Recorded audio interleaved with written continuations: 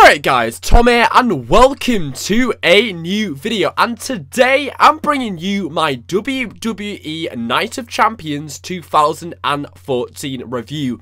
Give a like on this video, like the fuck out of this video, because today I'm going to be reviewing Night of Champions. Every single match on the pay-per-view is reviewed. I'm going to give you my overall opinion on every match. I'm going to rate every match, what was good, what was bad. So like the fuck out of this video. If we get 200 likes, it'd be absolutely amazing. Also, when you like it, remember to share it as well. There's a share button below the video. Also, comment what you thought about the show. It's really easy to post a comment, and I usually reply to most people. Also, subscribe for more WWE videos. FIFA 15 is coming out this week, so subscribe for FIFA 15 videos too. But today, get down there, comment, like, share, subscribe, everything like that. But today, the review of Night of Champions is right here, right now. You're in the right place. So let's get down to Night of Champions 2014 review. So, the pre-show this year was actually a whole hour long, which is absolutely amazing. Do you want to sit through a whole hour of a pre-show before a 3-hour pay-per-view? So I ended up watching a 4-hour show in the end. But honestly, I've come to the conclusion that I'm really going to stop watching the pre-show or the kickoff show or whatever they call it nowadays, because honestly, there's really no draw anymore. There's no reason to watch the pre-show anymore.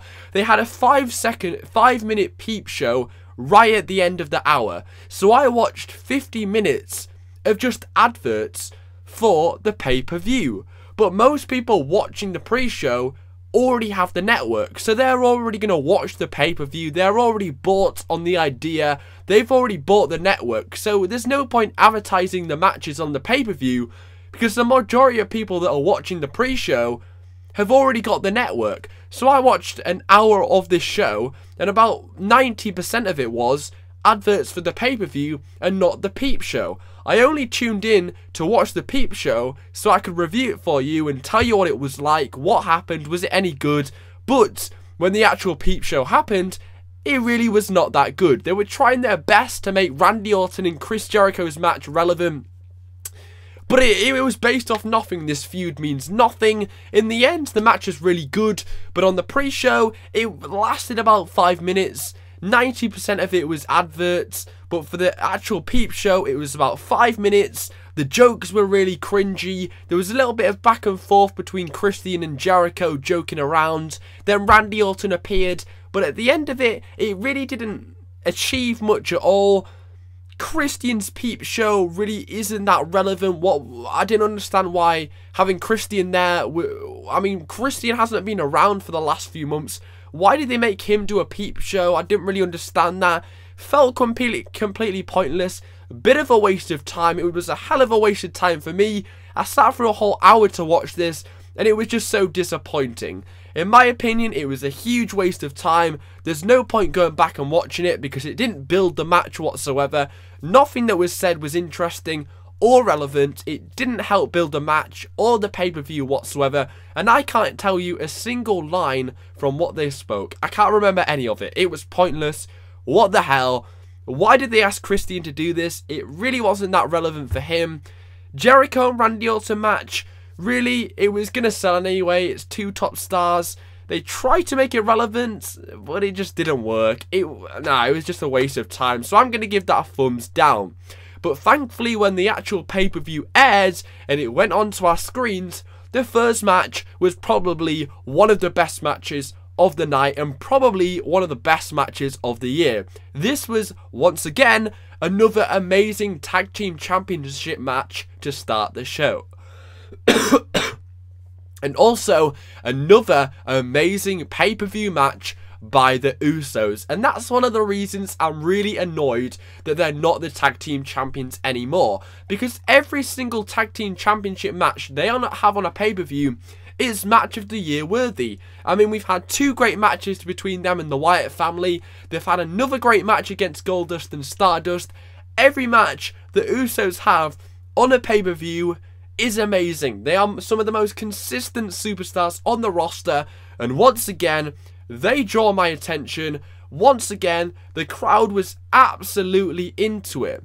Now, many of the fans complain that the tag team division is dead, but every time the Usos are in a tag team championship match at a pay-per-view, it's one of the most over matches, and I don't understand how they managed to do it. But once again, they surprised me so much. Now, I wasn't expecting this match to be half as good as it was, so I was taken by surprise and even more ecstatic and excited to see the run of Goldust and Stardust after this match, because both teams looked like gold. There were some good spots in there. The pacing was on key. The crowd was absolutely into it. I was drawn from start to finish. There was finishes flying around, super kicks, dives outside, the typical Uso quick-paced action, the hot tags, the awesome finish, everything like that we're keen to see from an Usos match. And once again, tag team championship matches seems like a bit of a trend, has been starting off pay-per-views, and why not? When you've got the Usos in a tag team championship match, why not? It starts the show off with a bang. That's exactly what they did here. A great idea to book them in the starting match here. It was a great opener, amazing, entertaining match. Thumbs up from me. And in the end, a great result. Now, I'm sad that the Usos aren't the tag champs anymore, because I've just pretty much explained it why. Because they have, every time they're in the ring, they do a good match. But I'm happy Goldust and Stardust won. This was their first tag team championship shot. They've just turned heel. The Usos have been champions for a little bit too long. I think they've had it about 6 months now. So half a year in a division that's a bit boring. You want changes frequently to keep it interesting. So now Goldust and Stardust have been given the tag team championships. Something new, something fresh. They've just turned heel. They've just changed gimmicks. First pay-per-view match as a team in their first championship match, and they win. Great storytelling. Great match, and I'm really intrigued to see how their run goes. So for me, thumbs up, amazing match, great result, awesome opener, and great way to start the show. And the show didn't get bad from then on. We then had a great match between Sheamus and Cesaro. Now the crowd were chanting, "This is awesome," and I saw a lot of people on Twitter saying, "This is awesome, this is the best match of the year." No. This wasn't the best match of the year. This was a match that was above average, but not awesome. I believe that wrestling fans' opinion has really gone downhill. I believe that people, expectations, or maybe, I just don't know. I just feel like people call the match awesome when it's really nothing that special. Now, I did think this match was quite special. It was very good. In the last maybe quarter of the match, it was really good, but maybe the first half of the match, it really was boring and a bit stale. And I think that Sheamus and Cesaro have had a lot better matches than this one. I felt like this one was good, but it didn't deserve a "this is awesome" chant, or people ranting, raving on Twitter saying, "Oh my god, this is amazing, this is one of the best US Championship matches we have seen in a long time."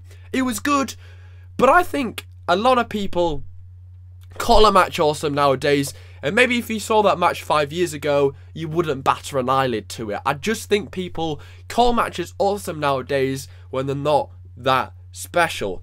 But it sounds like I felt like the match was bad, which I didn't. I still felt like it was a solid and very good match, but it just wasn't awesome. I felt like people were calling it awesome just because they saw one or two good moves, even though half the match was really, really boring. But I was really disappointed in the actual ending to this match. Now, the crowd weren't particularly into it for the first half. That was probably why it was quite stale and boring. But in the second half, there was lots of near falls. There was a couple of really, really good entertaining moves.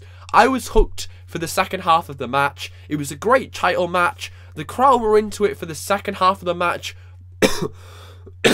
Certainly not the first half of the match, but it definitely did pick up and did deliver in the end.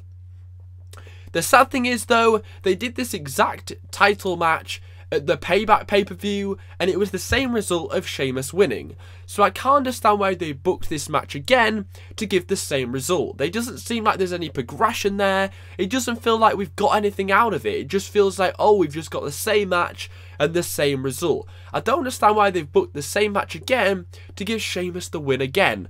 A lot of people thought at Payback it was certain Cesaro was winning. He was very hot at the time, he had a lot of momentum, and it felt like Cesaro was going to win. But here, I thought it was even more obvious Cesaro was going to win. I felt they've rebooked this match. It's about time Cesaro won. He hasn't even had a title for almost 2 years. 2 years. It's quite a long time. So I thought it was bound to have Cesaro winning this match. And it just didn't happen. And I was hugely disappointed. We didn't get a heel turn for Sheamus. We didn't get Cesaro winning his first title in 2 years. We didn't get a change of titles. We didn't get the title changing hands. So at the end, I was left a little bit disappointed. And I tweeted out, retweet if you're disappointed Cesaro didn't win. I think it's got about 23 retweets so far. So a lot of people expected for Cesaro to win. He's got a lot of fans. And honestly, the Usos have just dropped the belts. And they've had a great run. Sheamus didn't drop the belts. And his run has been absolutely awful. I mean, there was like a 2-month gap where he wasn't even on television. His title defenses have been lackluster. They've been boring. The builds for the matches haven't been great. It's just been an awful title run. But yet, WWE still can consider him to be one of the top baby faces of the company. They feel like his title run is worth keeping. They feel like he's worth keeping the belt. They must be seeing something that we're not seeing in this title run. There's nothing in this title run. It feels like he's just wearing a belt. It just doesn't feel like a championship. If somebody asked me who the United States champion was, it would take me a few seconds to remember, because it just doesn't feel like Sheamus warrants the United States championship. And are we missing something here? Because honestly, the title should have changed hands tonight. I just felt like it did. Sheamus' run has been disappointing.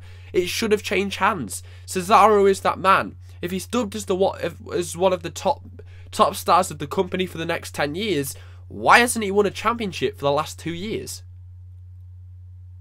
Somebody explain that to me. And why is Sheamus still running around with a championship when he hasn't had a good a good title run? He really hasn't had a good title run. I just can't understand it. Why he's still the champion.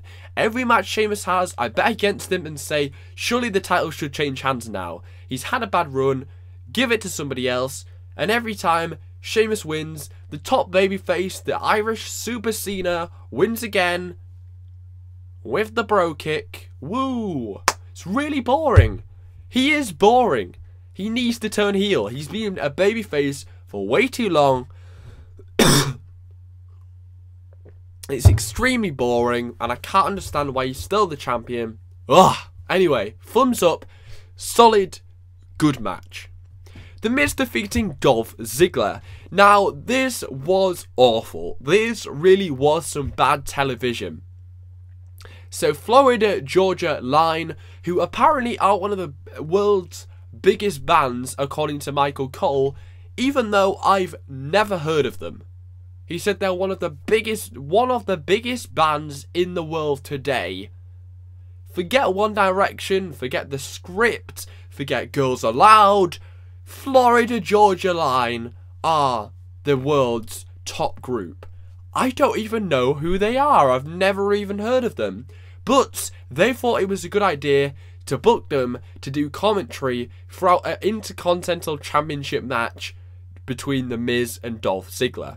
And I thought this was a huge slap in the face for the competitors. I mean, they're there plugging their new album whilst you've got a prestigious championship title match in front of possibly 1 million people watching it around the world, paying good money for the network, which is $9.99, and they're just talking about their album and selling out and trying to sell themselves rather than showing Miz and Dolph Ziggler what they can do, talking about it and making them look like gold. They were making themselves look like gold, and they're not even part of the WWE product. And they absolutely completely ruined this match. I had to mute the commentary because their accents were horrible. Whatever they were talking about was nothing to do with wrestling. It completely took away from the decent match which was happening in the middle of the ring. So I muted it and played music whilst this match was happening. And from what I could tell, it was a pretty good solid match. It was a decent Intercontinental Championship match. And once again, we get another title changing hands. Who thought The Miz was walking out of Night of Champions as the Intercontinental Champion? They're playing hot potato with this title. It changed at SummerSlam after only just changing at Battleground, and then it's changed again. So the last 3 pay-per-views, it's changed hands, which is absolutely incredible and pretty much unheard of. I don't know what they're doing with this. Is somebody going to keep it for more than 1 pay-per-view? Feels like it's being flung around a little bit. You want the person that wins it to hold on to it. You want them to feel like it's a championship rather than a toy that's just tossed around the roster. Now, it's only been tossed between The Miz and Dolph Ziggler so far, but how long is it going to be before it starts changing hands too frequently and it loses its meaning even more than it already has, and we're in a bit of a slump? But who expected The Miz to win here? So I thought that was a bonus because it was quite unpredictable for The Miz to win. Really disappointed in the commentary, which just completely took away from the decent match in the ring. Dolph Ziggler and Miz had a good showing. I thought that having Damien Sandow and R-Truth out there is just completely pointless. They don't need managers. It just sums up the PG era up, really. I mean, what the hell? They were dressed up as Dolph Ziggler and The Miz, Damien Sandow and R-Truth. They looked hideous. They didn't bring anything to the match whatsoever, which I thought was positive. I do think Damien Sandow and The Miz is a good idea, but R-Truth and Dolph Ziggler looks hideous. It looks stupid. It's a bit of a joke of itself. Ziggler does not need a manager. He's got good mic skills. He's just an all-round great superstar who doesn't need a manager or anything like that to bring him down. But I think Damien Sandow adds a lot of depth to The Miz's character, and he really does suit The Miz quite a lot, and I think it's a good idea. And actually, he made The Miz win, obviously by distracting Ziggler and getting pinned from the roll-up. Accidentally, Ziggler's shorts came up and you could see his bottom, which wasn't too bad, but The Miz got the win here. Unpredictable. Roll-up pins on a pay-per-view aren't really my taste, but it's quite cool that The Miz is the champion now. But it looks like Dolph Ziggler's push, once again, has come to an end. Even though we waited a year for him to get a championship again, he loses it at the next pay-per-view, which is a huge disappointment. But Florida Georgia Line did get involved during the match, which just looks stupid. They started punching, I think it was Damien Sandow. Whatever, they shouldn't have been out there. They ruined the match, they ruined the commentary. Please don't do this again. But I guess we see a lot of this now. Stars coming on, plugging whatever they want to plug. It just, they did it with Aaron Paul a few months ago in Chicago. They do it all the time, and I hate it. It just, especially on a pay-per-view. Maybe not so much on Raw, but on a pay-per-view? Really? Wow. I'll give that a thumbs down. So, Seth Rollins came out. Obviously, he had to talk about something about Roman Reigns, or it would have felt a bit flat. So, Seth Rollins came out and talked about how Roman Reigns, if he doesn't come in 10 seconds, he will lose the match. So, the referee started counting to 10. Obviously, that's not how it works, because obviously Roman Reigns wasn't in the ring at the start of the bell. So, it was a bit of heel heat for Seth Rollins, kind of getting his cheat way to a victory over Roman Reigns. Seth Rollins defeating Roman Reigns technically because he couldn't answer the 10 count, but obviously he's injured, so he can't do that. So that was decent heel heat for Seth Rollins. But what I thought happened next really made me mark out. He had an open challenge. He said, anybody back there can challenge me. And then Dean Ambrose came out from a taxi. It was awesome. I thought Dean Ambrose was filming a movie or something, and I actually completely forgot about Dean Ambrose because we were all swilled up with the Roman Reigns and Rollins feud. I forgot about Dean Ambrose has a bit of beef with Seth Rollins too. So Seth Rollins comes out of the taxi, his music starts playing, and they start brawling. Ambrose does an awesome elbow drop onto the crowd of authority. It looked absolutely awesome. But then what happens sucked. I thought we were going to get Ambrose against Rollins, you know, to make up for Reigns and Rollins not happening. Come on, give us Ambrose and Rollins. Because that's what I thought we were originally going to get when Reigns took his place. So I was like, oh, they're doing Rollins and Ambrose to make up for Reigns not being on the pay-per-view. But then the Authority kind of like handcuffed Dean Ambrose with neckties and escort him away. So the universe, the crowd, everybody watching at home wants to see Ambrose versus Rollins. In my opinion, would have made up for Reigns not being on the pay-per-view and facing Seth Rollins. But then they just take Dean Ambrose away and that's the segment gone. I mean, I felt so shit watching that because everybody wanted to see Rollins against Ambrose and they just take him away and it doesn't happen. We just get a shitty brawl and that's it. If you want to make up for not having Reigns against Rollins, do Ambrose against Rollins, which probably would have been even better. But once again, they fucked up and just ignored the fact that they could have done that. And it felt a bit of a shit segment in the end. Now, it was cool to see Dean Ambrose come back. I was popping, I was marking out, I was almost on my feet.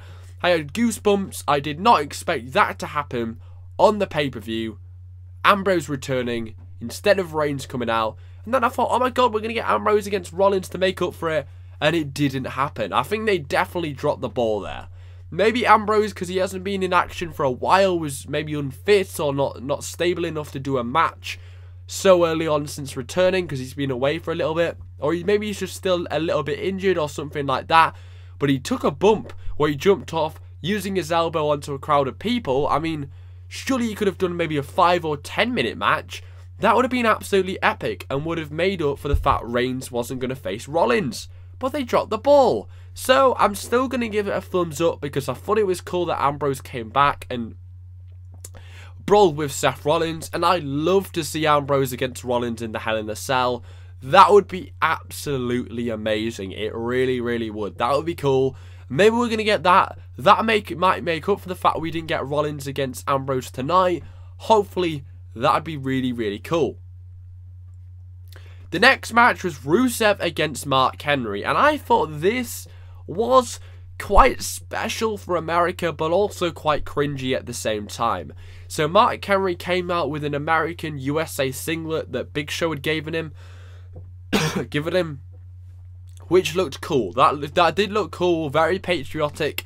And then Lillian Garcia started singing the American national anthem, and Mark Henry started crying, and it actually made for a really, really atmospheric feeling. I thought that the atmosphere was really, really unique and special.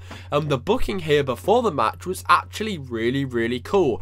How we had the USA singlet and how Lillian Garcia started singing the national anthem. That was really, really special and I thought very unique for what they did here.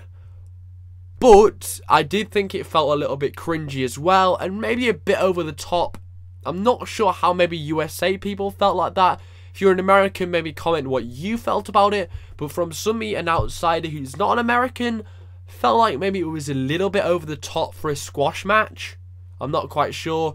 But I thought that the crowd, once that happened, where he came out with the singlet and also had the national anthem sang, really got the crowd into this match. And I felt like without that happening, it would have been a really quiet and dead, boring match. It still was, but having the crowd vamped up from the national anthem definitely helped the situation and made the atmosphere really unique and special, and I really, really liked it. Now, once again, I did feel like they dropped the ball by not having Rusev come out during the national anthem. I thought that would have been a really, really good way to give him some heel heat, but I felt maybe they might have done it a little bit better by giving the Rusev the win here, because after maybe going way over the top, singing the national pride and giving America loads of hope and feel like a huge special moment, and then Rusev to win and just rain on their parade actually gives amazing heel heat to Rusev, and once again gives him some great momentum by defeating a former world champion Mark Henry. Obviously, this is great momentum for Rusev, putting over Rusev. Obviously, that's great for his future career. But, once again, I feel on the pay-per-view level, Rusev has been a disappointment. I felt like the segments leading up to this match made me really, really excited for this match. And once again, I made myself believe that maybe this is the one time Rusev is going to have a good match. I felt like Mark Henry was the one to bring the best out in Rusev. But once again, on a pay-per-view level, Rusev disappoints.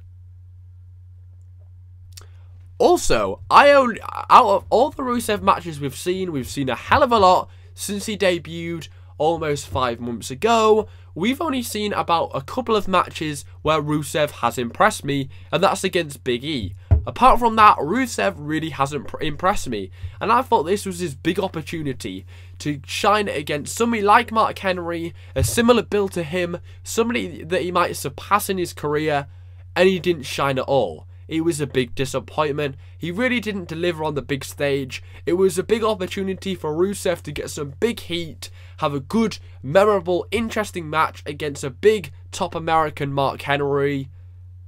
And it just didn't happen. It wasn't impressive. It was still another boring Rusev squash match. When's Rusev going to impress me? When's he going to entertain me? Every match, the crowd is bored.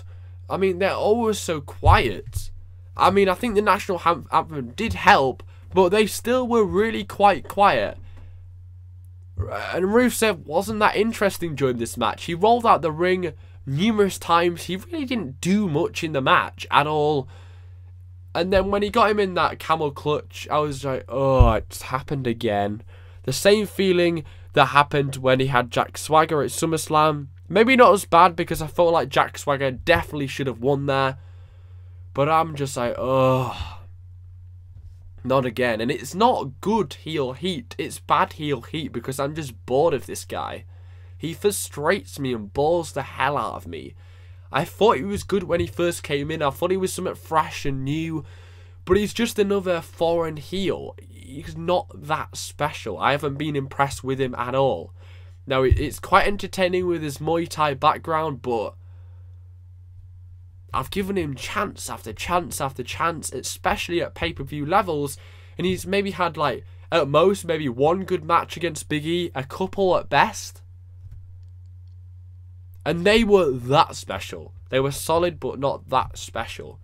And what that was maybe like 4 months ago from now, the last time we saw a decent Rusev match. Am I missing something in this guy? Does anybody else believe me here? I don't see anything special in this guy. They've booked him against some decent opponents to make him shine and look good. Henry, Swagger, former world champions, and he just hasn't shined. He hasn't shined, and he's been a huge disappointment. So for me, a thumbs down. The biggest fuck up of the night. I thought this was the worst match of the night by far. Most of the matches of this night tonight were really, really good. But this was just in a league of its own, and not a good league. This was like League 10. This was really bad. Not a good match whatsoever. And I'm usually quite impressed with what Mark Henry can do. But thankfully, we did have something to cheer about, because Randy Orton against Chris Jericho did certainly take me by surprise. Now, this feud was built off nothing. Nothing at all. There was no story behind this. It didn't really make sense. It was a bit of an irrelevant match, which really didn't make sense whatsoever. Nobody knew why it was booked. Nobody really cared about this match. The result really didn't matter. It was just confused everybody. It just didn't make sense. I mean, Orton and Jericho have had matches in the past. Very good matches.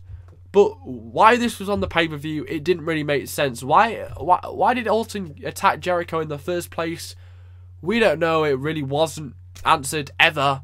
So we got this match. I think if it was built well, it certainly would have been a top match. And I think in the end, this turned into the cold main event. It was that good. But if it was built well, it could have easily main evented a pay-per-view, which wasn't this pay-per-view, obviously. But any other pay-per-view, it could easily have main evented it, because this was a really, really good, solid, awesome match. Probably, in my opinion, the best match of the night. I thought this was a very, very, very good match.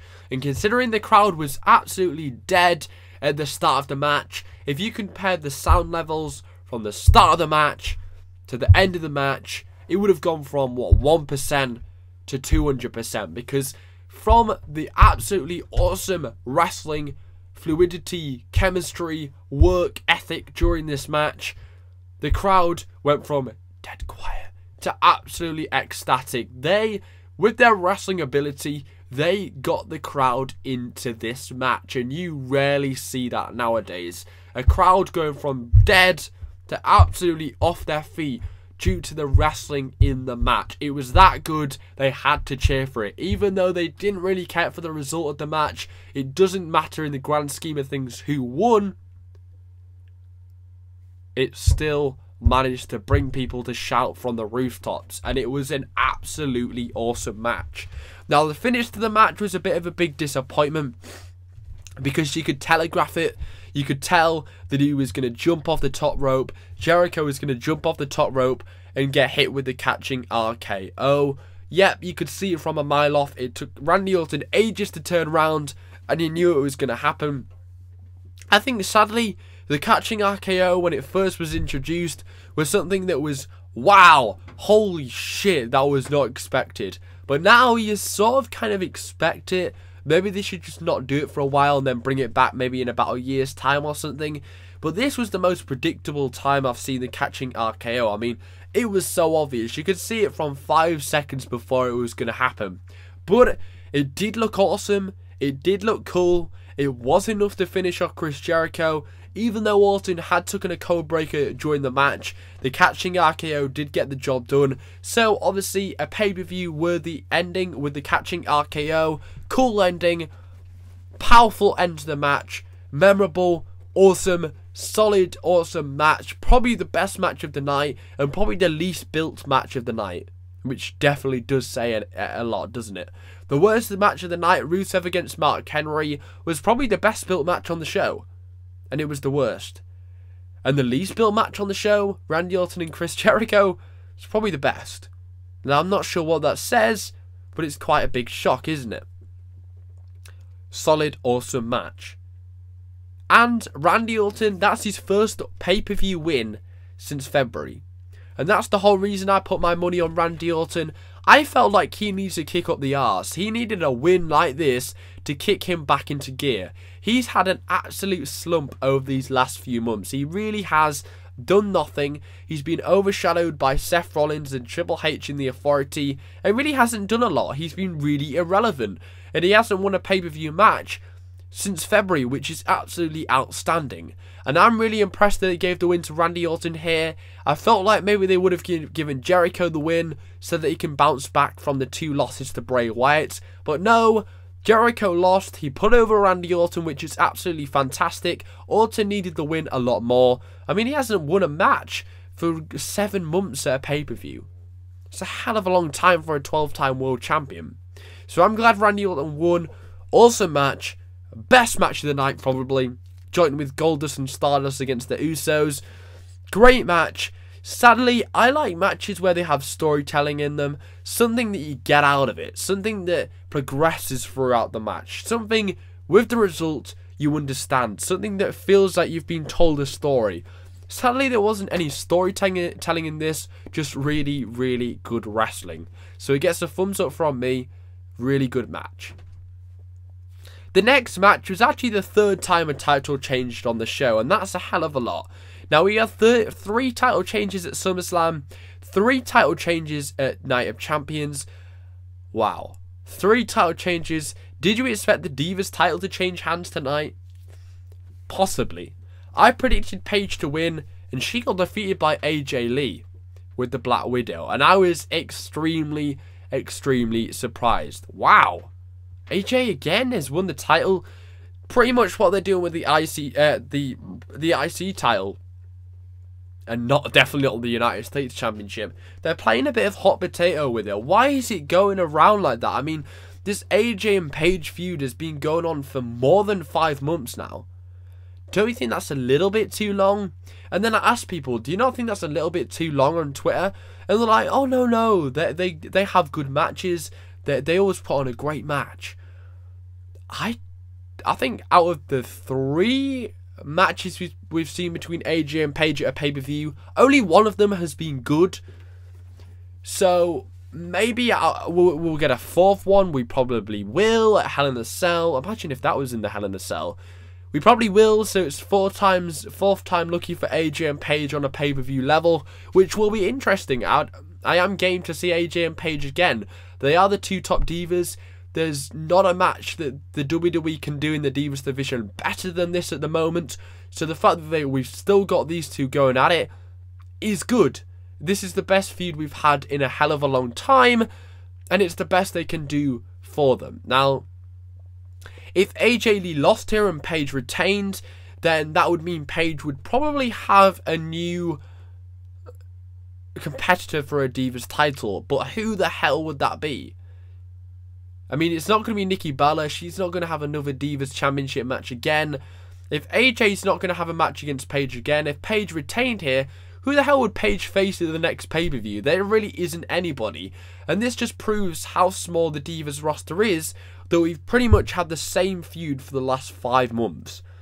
And they're still continuing it for a 6th month, because there really isn't any other diva in the roster that they can have face for the Divas title. The only reason they added Nikki Bella to this match is so that they don't have AJ against Paige for 4 pay-per-views in a row, and they wanted to add another angle to this match. I mean, I would have been prefer if AJ and Paige just went at it. Again, I wouldn't be too bothered about that, but it just proves how small the Divas roster is, that the fact that they've still got this feud ongoing. And it makes me question what's going to happen at the next pay-per-view. Are they going to have AJ Lee and Paige go at it again and have the title change at hands again? Crazy. The match was solid. It was okay. I mean, I've always liked triple threat matches. I think you've always got to watch your back. It's always really interesting. There's always something good which happens. There was an awesome triple superplex by Nikki Bella.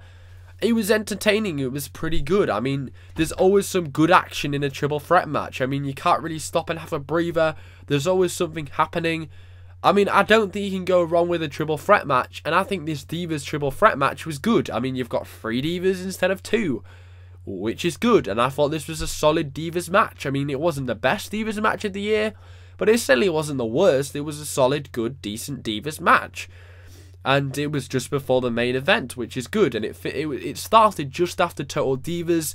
Whether that was intentional or not, you'll have to decide for yourselves, but AJ Lee defeating Paige to become the new champion, very unpredictable, which takes you by surprise. So maybe that was a good idea, that it's memorable, it caused the shock, you didn't expect it to happen. WWE is quite unpredictable with these title changes nowadays. So AJ Lee becoming the new Divas champion, did you expect that to happen on the show? I certainly didn't, so I'm quite happy that that happened. And I'm quite happy we might get AJ against Paige once again. Why not? You might as well. They're the 2 top divas. They deserve it. They're doing okay. They're having a good feud. Let's go for it. Let's have another match. It'll probably be good. Why not do it again?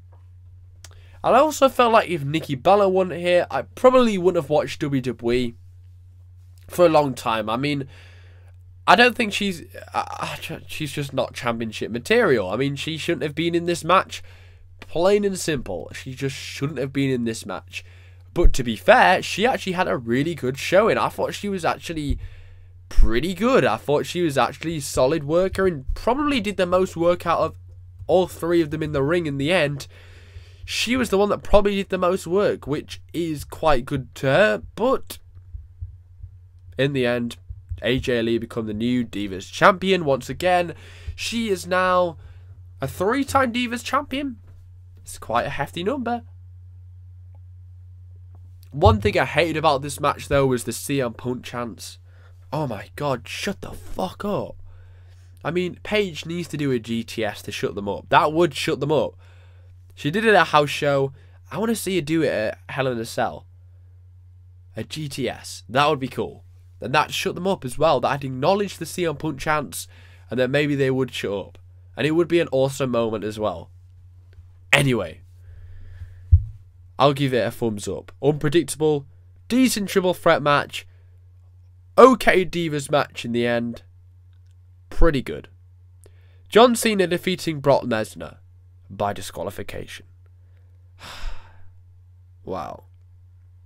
They're still protecting John Cena. They're still protecting John Cena. Fuck, boy, Buckethead, they're still protecting John Cena.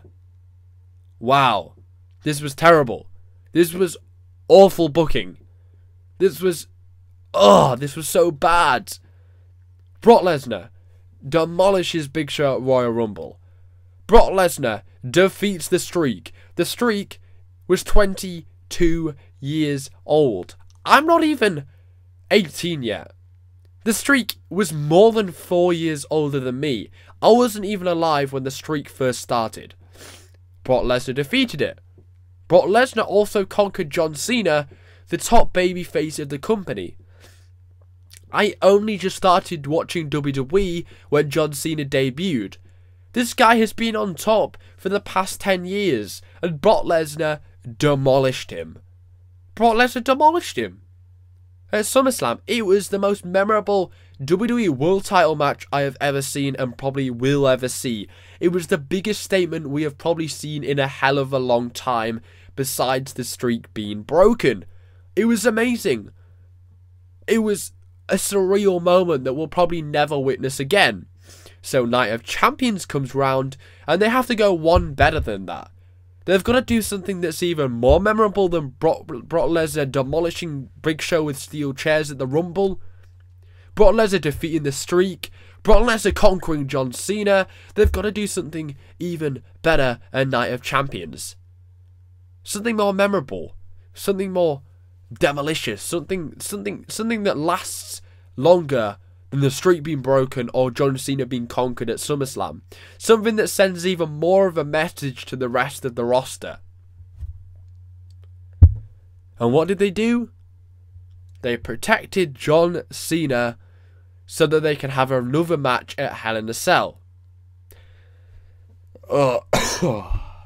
Okay. One thing I am happy about is that we're going to get another match between Brock and John Cena at Hell in a Cell. That is going to be a blockbuster. A Hell in a Cell match between Cena and Lesnar for the title. Did you think you were going to see that? But the booking for this match was absolutely woeful. Now, it's an excuse to have a rematch later down the line at Hell in a Cell, but it just doesn't make sense in the whole grand scheme of things. Brock Lesnar carried John Cena. He tossed him around like a rag doll at SummerSlam, but in this match, he felt like a different man. He couldn't do what he could do at SummerSlam. John Cena equaled what Brock Lesnar could do in this match. That doesn't make sense. You don't beat John Cena like you did at SummerSlam, which nobody has ever been able to do, even come close. But in this match, John Cena managed to match Brock Lesnar. He managed to do the complete opposite of what he could do at SummerSlam. That doesn't make sense. You don't just bounce back from the biggest loss of John Cena's career to hitting 4 AAs, which is just stupid. 4 AAs? You don't manage to do that. Brock Lesnar, he's got hell of a lot of muscle. He's heavy. He's the world champion. He's a former UFC champion.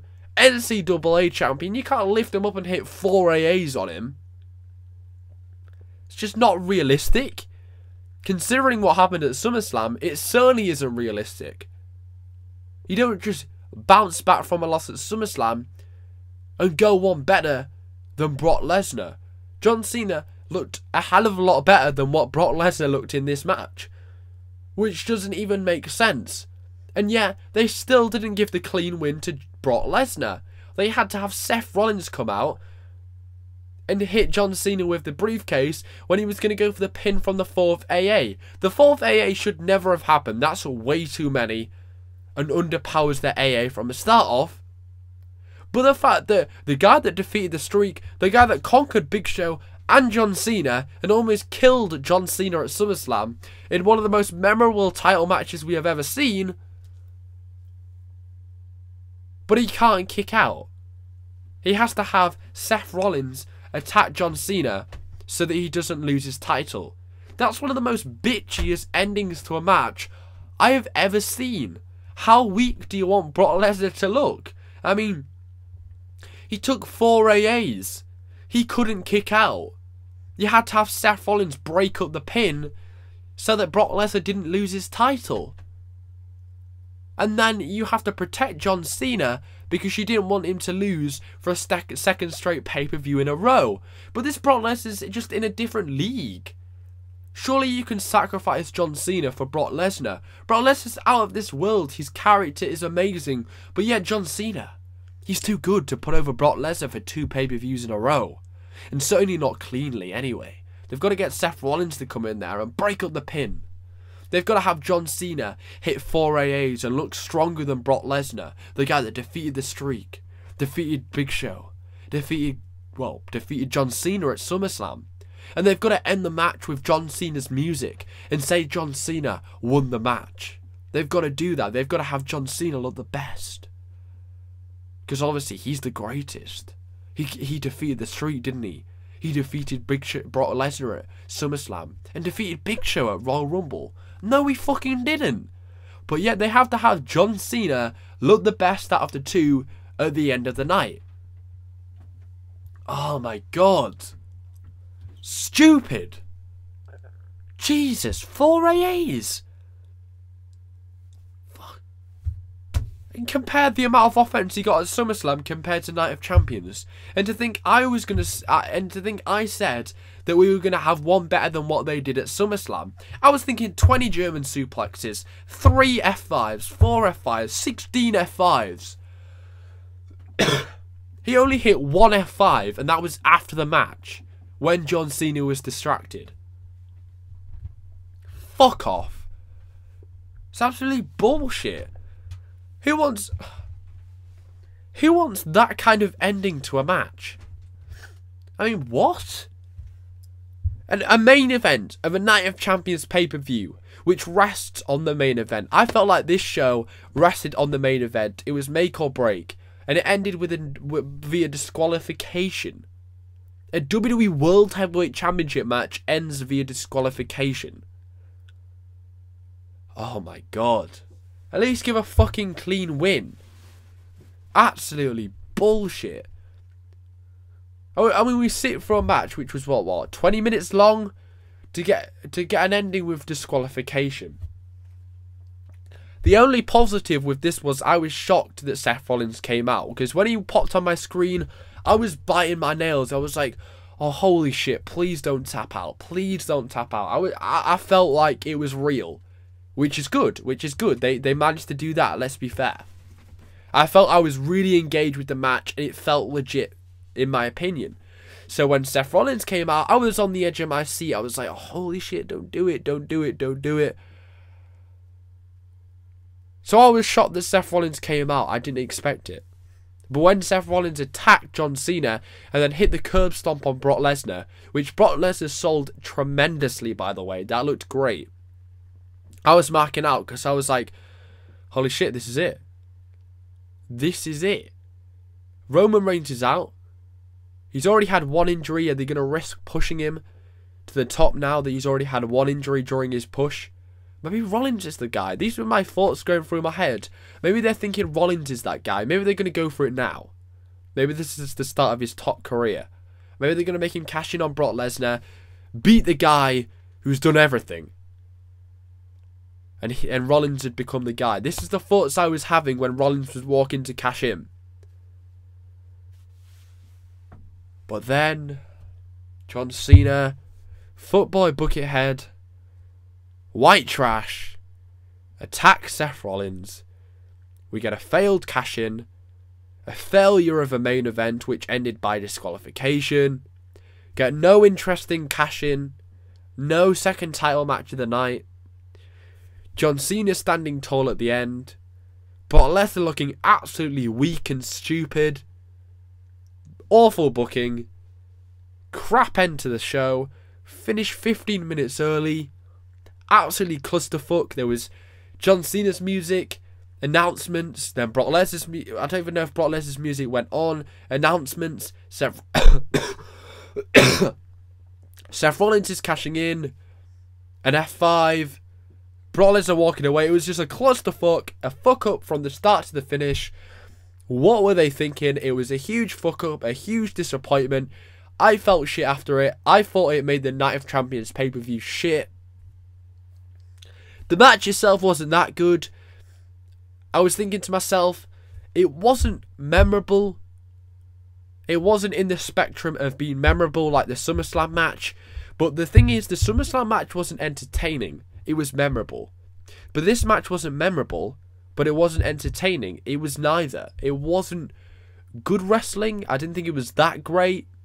I wasn't entertained by it, but it also wasn't that memorable. The ending was awful. There was nothing special here. There was nothing new added to the table. It was kind of the same thing, just less of an impact on me. Yeah, it just wasn't that good, and maybe it was because it had not as good build towards it, and we weren't that anticipated, and we sort of predicted the outcome that Brock was going to retain. No, it was just a bit of a disappointment in the end. Not good, and I felt like that kind of ruined the show. So for me, that show, the match, gets a thumbs down. In my opinion, I'm going to give the show a 6 out of 10. I felt that there was certainly positives to the show. Goldust and Stardust and the Usos Tag Team Championship match, great. Sheamus against Cesaro, good. The Miz versus Dolph Ziggler, unpredictable win with The Miz winning. Dean Ambrose returning, I marked out, but I wanted the match. I wanted them to face each other. That would have made up for it. Rusev against Mark Henry, worst match of the night. That sucked. Randy Orton against Chris Jericho, that certainly took me by surprise. Very, very good match. If it had even a tiny little bit more build towards it, could easily have main evented another show. AJ, Paige and Nikki Bella, decent Divas match. One of the best of the year. Solid Divas match. John Cena against Brock Lesnar, complete fuck up. Absolute complete fuck up. What the hell was this? I have no idea. Oh my god. But for me, 6 out of 10. What did you guys think? Hope you have in fact enjoyed that video. That's my Night of Champions review. Like the video, favourite, share, subscribe for more WWE videos and FIFA 15 videos this week. Thanks for watching, guys. Remember to watch my Raw preview tonight as well. Thanks for watching, guys. Take care. Spike your hair.